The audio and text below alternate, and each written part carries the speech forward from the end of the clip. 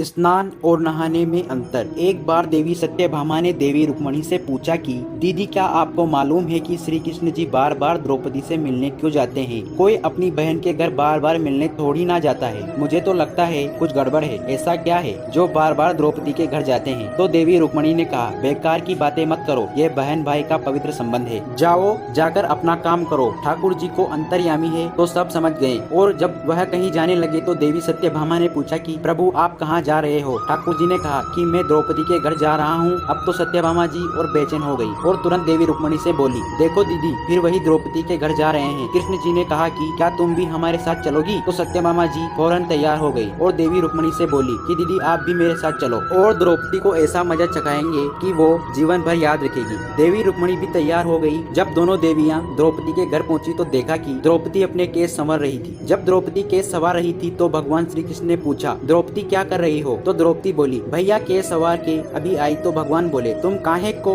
Case सवार रही हो? तुम्हारी तो दो भाभियां आई है, ये तुम्हारे केस सवारेगी। फिर कृष्ण जी ने देवी सत्यभामा से कहा कि तुम जाओ और द्रौपदी के सिर में तेल लगाओ और देवी रुक्मणी तुम जाकर द्रौपदी की चोटी करो। सत्यभामा जी ने रुक्मणी जी से कहा, बड़ा अच्छा मौका मिला है, ऐसा तेल लगाऊंगी इसकी खोपड़ी में कि एक एक बाल तोड़ के रख दूंगी। और जैसे ही सत्यभामा जी ने द्रौपदी के सिर में तेल लगाना शुरू किया और एक एक बाल को तोड़ा तो बाल तोड़ते ही आवाज आई, हे कृष्ण। फिर दूसरा बाल तोड़ा, फिर आवाज आई, हे कृष्ण। फिर तीसरी बाल तोड़ा तो भी फिर आवाज आई, हे कृष्ण। सत्यभामा जी को समझ नहीं आया और देवी रुक्मणी से पूछा, दीदी, आखिर ऐसा क्या बात है? द्रौपदी के मस्तक से जो भी बाल तोड़ती हूँ तो कृष्ण का नाम क्यों निकल कर आता है? रुक्मणी जी बोली, मैं तो नहीं जानती। पीछे से भगवान बोले, देवी सत्यभामा, तुम देखो। रुक्मणी से पूछ रही थी कि मैं दौड़ दौड़ कर इस द्रौपदी के घर क्यों जाता हूँ? क्योंकि पूरे भूमंडल पर, पूरी पृथ्वी पर कोई संत, कोई साधु, कोई सन्यासी, कोई तपस्वी, कोई साधक, कोई उपासक ऐसा नहीं हुआ जिसने एक दिन में 3.5 करोड़ बार मेरा नाम लिया हो। और द्रौपदी केवल ऐसी है जो एक दिन में 3.5 करोड़ बार मेरा नाम लेती है। प्रतिदिन स्नान करती है, इसीलिए उसके हर रोम में कृष्ण नजर आता है और इसीलिए मैं रोज इसके पास आता हूँ। इसे कहते हैं स्नान, जो देवी द्रौपदी प्रतिदिन किया करती थी। और हम जो हर रोज साबुन, शैम्पू और तेल लगाकर अपने तन को स्वच्छ रख लिया करते हैं, इसको केवल नहाना कहा जाता है। स्नान का मतलब है हमारे शरीर में 3.5 करोड़ रोम छिद्र हैं। जब नारायण ने पूछा कि